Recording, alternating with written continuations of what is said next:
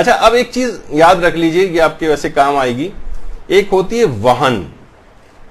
وہن توہین اسی سے ہی نکلا ہے.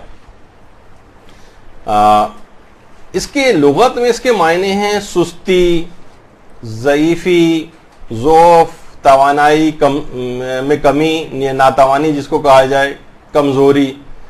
یعنی کسی شے یا عمل میں کمزوری پیدا ہو اس کو وہن کہتے ہیں. وہن مذہب، مذہب میں کمزوری، توہین مذہب. توہین سے زیادہ جو ہے وہ استفتاحات کے اندر وہن کا لفظ استعمال ہوتا ہے، وہن مذہب کا سبب نہ ہو. اچھا اب فقہاء نے الگ سے وہن کی کوئی فقہی تعریف تو بیان نہیں کی ہے، تو ہم وہ لغوی تعریف ہی کو لے کر آئیں گے. یعنی وہ عمل جس سے دین یا مذہب کمزور ہو رہا ہو. ایسی اگر آپ نے کوئی رسم کا اجرا ہوا ہے جس سے دین اور مذہب کمزور ہو رہا ہو، اس کو کہا جائے گا کہ یہ وہن مذہب کا سبب ہے. اچھا ایک ہے توہین مذہب اور ایک ہے وہن در دین یا وہن در مذہب. یہ اس کے اندر ایک فرق ہے. وہن دین، دیکھیے توہین کہتے ہیں تحقیر کرنا. اچھا توہین کے اندر فاعل کا قصد توہین ہوتا ہے. مثلا اگر آپ کو کسی کی توہین کرنی ہے نا، تو آپ مثلا ایسا جملہ سب لوگوں کے سامنے کہہ دیا کہ اس کی توہین ہو گئی. یعنی جو فاعل جو کرنے والا ہے اس کا قصد توہین ہوتا ہے. توہین مذہب میں قصد ہوتا ہے توہین، اور وہن میں خواہ فاعل کا قصد توہین ہو یا نہ ہو وہن ہو جاتا ہے. تھوڑا سا فرق ہے اس میں، لوگ کنفیوز ہو جاتے ہیں.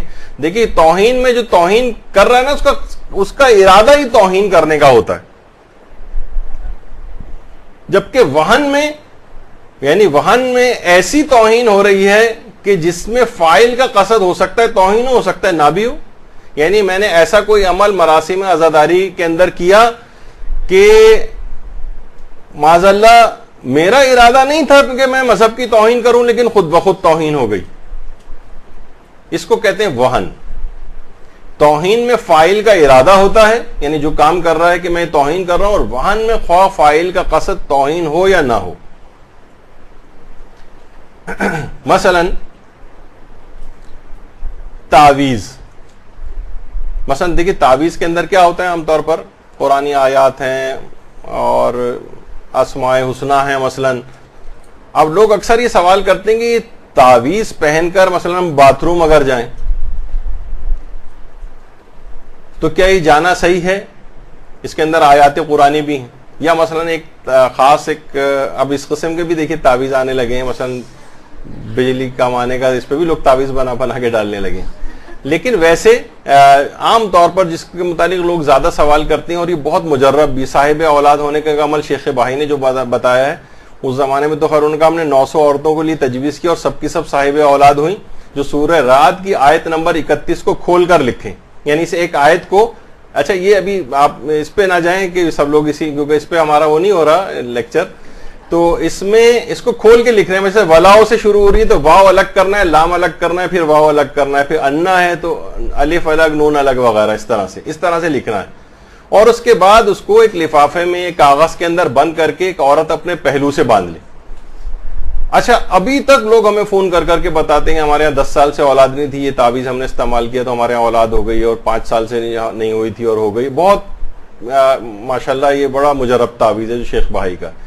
خیر یہ اپنی جگہ پر لوگ اور یہ سوال کرتے ہیں کہ خواتین کی ہم اکثر واش روم وغیرہ جانا ہے اور یہ پہلو کے ساتھ بندھا ہوا ہے، اور یہ مثلا سورہ رعد کی آیت اس کے اندر اس طرح سے، تو اس کے اندر بھی یہ کہا جاتا ہے کہ دیکھیے اس میں لوگ اگر اس کو یا قرآنی آیات کی توہین سمجھیں. اچھا اس سے بھی، اس کے علاوہ بھی ایک سوال ہوتا ہے کہ بھئی ہمارا جو موبائل فون ہے اس کے اندر پورا قرآن ہے مثلا، اور اس موبائل فون کو ہمیں باتھ روم میں بھی لے جانا پڑ رہا ہے. تو کوئی بھی موجودہ معاشرے کے اندر بہرحال موبائل فون کو باتھ روم کے اندر لے جانے سے توہین شمار نہیں ہو رہی اس چیز کی. تو بہرحال اس لحاظ سے ان چیزوں کو لے جانے کی بھی اجازت ہے. لیکن اگر کوئی معاشرہ ایسا ہے کہ باقاعدہ کہ سب لوگ چلا پڑ رہے ہیں, چیخ پڑ رہے ہیں کہ ارے یہ تم نے کیا غضب کر دیے کہ اس تعویذ کو لے کے وہاں چلے گئے, تو اب توہین جو ہے نا ایک عرفی ٹائپ کی چیز ہے لوگوں کی, تو پھر ان معاشروں کے اندر اس کو احتراز کرنا چاہیے کہ اس طرح کی چیزیں نہ لے کر جائیں. لیکن جس معاشرے میں ایسا نہیں ہے, کوئی تعویذ پہن کے لوگ آرام سے واش روم جاتے ہیں آتے ہیں, لوگوں کو کوئی اعتراض نہیں ہوتا, ہو سکتا ہے ایک آدھ کو ہو تو اس سے فرق نہیں پڑتا ہے, لیکن بہرحال ان معاشروں کے اندر دیکھا جاتا ہے. اچھا, اب ایک چیز ہوتی ہے جسے کہا جاتا ہے, یعنی ابھی جو میں نے جس کا ذکر کیا کہ توہین میں فاعل کا قصد توہین ہوتا ہے. اب آپ خود بتائیے کہ آپ کوئی شخص یہ باتھ روم میں مثلا یہ والا تعویذ اگر لے جا رہا ہو تو کیا اس کا قصد یہ ہوتا ہے کہ میں اس قرآنی آیات کی توہین کے غرض سے اس کو اندر لے کر جا رہا ہوں؟ نہیں ہوتا, کسی ایک کا بھی نہیں ہوتا. تو لہٰذا یہ توہین شمار نہیں ہوتی. ہاں, اگر اس وقت ہو کہ جب سارا معاشرہ کہے کہ نہیں یہ تو باعث توہین ہے, چاہے اس بیچارے کا خود توہین مقصد نہ ہو, لیکن معاشرے کے اندر اگر اس کو بہت زیادہ توہین کا سبب سمجھا جا رہا ہے اور سارے لوگ گویا چلا پڑ رہے ہیں, تو پھر اس کو احتیاط کرنی پڑے گی اور اس کو اتارنا ہوگا. لیکن عام طور پر ایسا نہیں ہوتا ہے. تو خواہ توہین. اچھا, ایک اور چیز ہے استہزاء.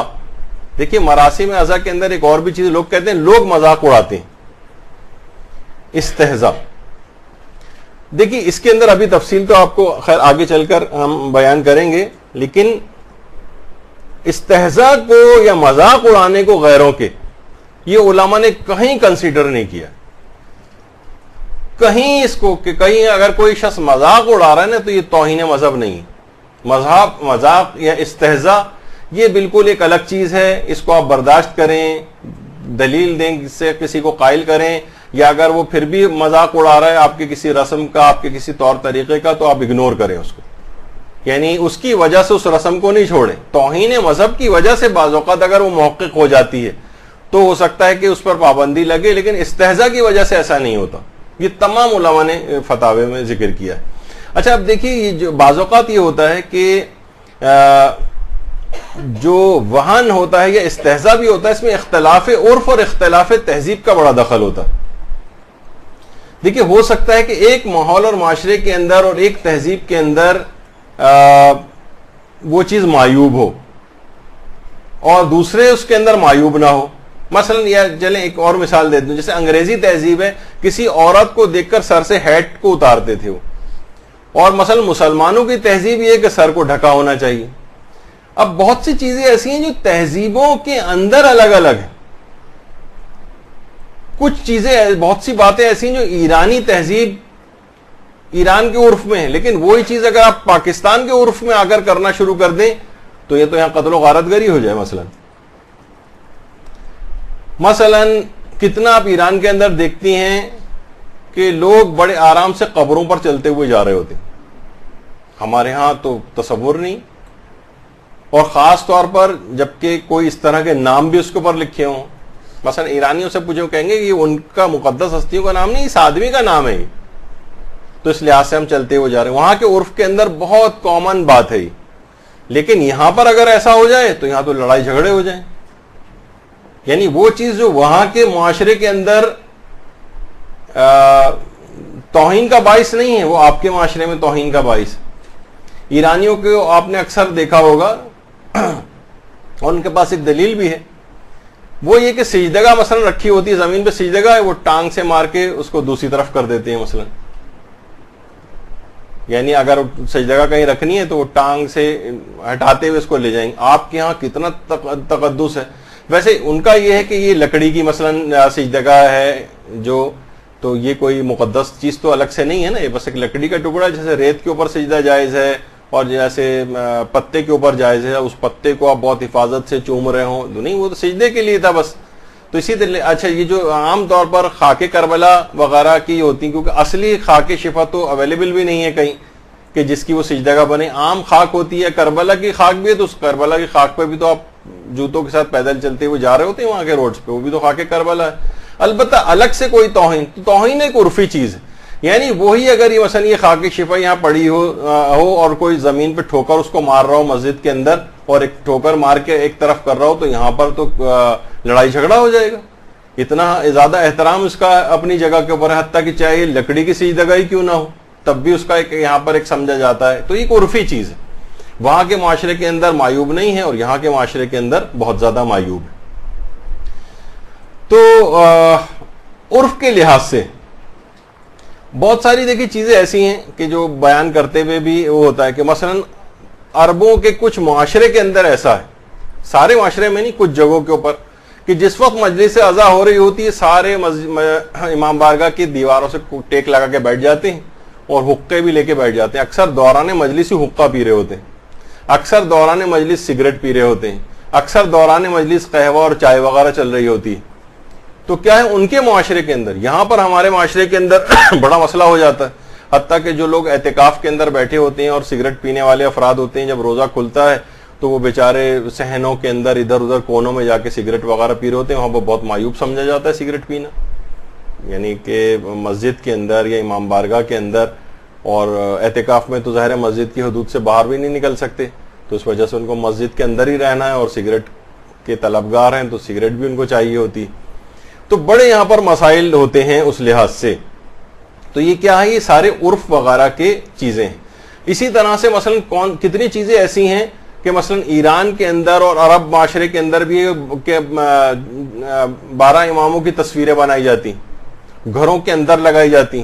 پاکستان کے اندر یہ ٹرینڈ نہیں, یہاں تو معمولی سی صرف ایک شائبہ اور ایک بلرڈ ٹائپ کی ایک تصویر بھی ہم کسی پوسٹ کے اندر مثلا مدرسہ لگا دے تو لوگ اس کے اوپر شور مچا دیتے ہیں کہ آپ نے یہ ہلکا سا عکس بھی اس طرح سے کیوں نظر آ رہا ہے, لیکن وہاں پر گھروں کے اندر اس طرح سے چیزیں لگی ہوئی ہوتی. یہ اختلاف عرف ہے, یہ اختلاف معاشرہ ہے, یہ اختلاف تہذیب وغیرہ کے مسائل ہیں. ایک معاشرے کے اندر ایک چیز جائز ہوتی ہے, دوسرے معاشرے کے اندر وہی چیز معیوب ہو جاتی.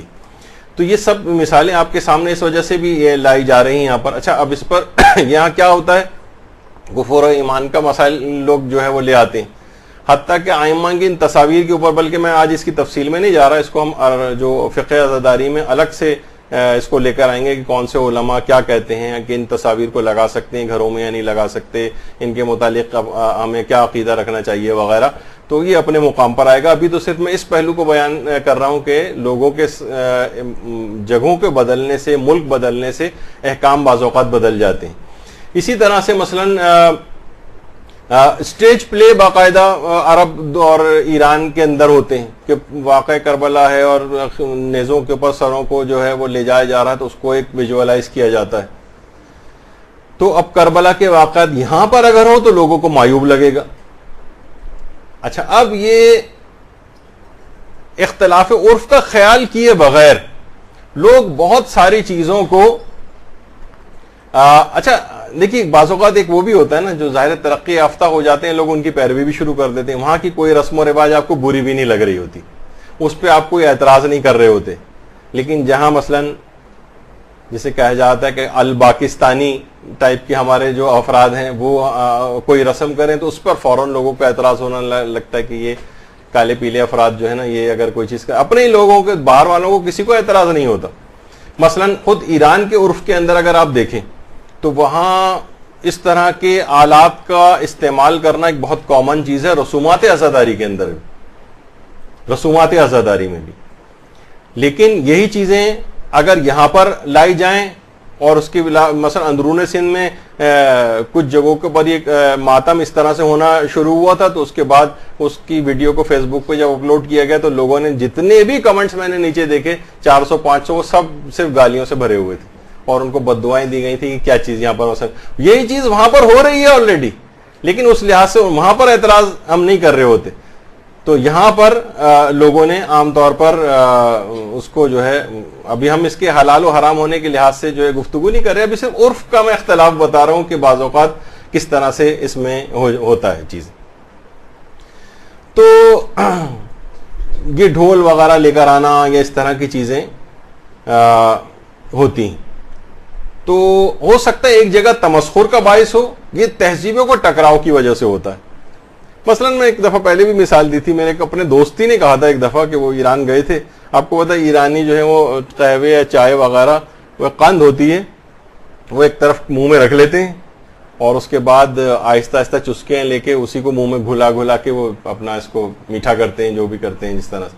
اس نے کیا کیا, جب اس کے سامنے قہوہ آیا تو اس نے 4-5 قند لے کے اس میں ملا کے چمچی سے ہلانا شروع کر دیا, تو باقاعدہ ہوٹل کا مالک آیا, اس کے ہاتھ سے کپ چھین کے اسے باہر نکالا کہ یہ تم کیا یہ گندی حرکت یہ کر رہے ہو اس کپ کے اندر, اور قند تم نے اس کے اندر ڈال دی.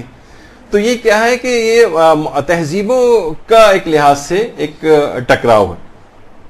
مثلا اگر آپ دیکھیں کہ افغانیوں کو آپ کبھی یہاں قریبی ہمارے یہاں الاسف اسکوائر ہے, کبھی وہاں پہ کوئی آپ دیکھیں کہ بہت سے کس طرح سے وہ چاولوں کو اور ہاتھوں میں جس طرح گھچول کے جس طریقے سے مٹھی کے اندر بھر بھر کے کھا رہے ہوتے ہیں. کسی آپ کے سامنے کسی محفل میں آ جائیں تو لوگ کہیں بھائی اس کو باہر نکالو, کیا بدتمیز آدمی یہاں پر آ گیا. لیکن افغانی تہذیب یا اس کے اندر بہت سے معاشروں کے اندر اسی طرح سے کھایا جاتا ہے. وہاں بڑے بڑے افراد اسی طریقے سے مثلا کھا رہے ہوتے ہیں. تو کوئی چیز کسی معاشرے کے اندر ہو سکتا ہے قبیح اور بری ہو, لیکن دوسرے معاشرے کے اندر نہ ہو. برحمتك يا أرحم الراحمين وصلى الله على محمد وآله الطاهرين.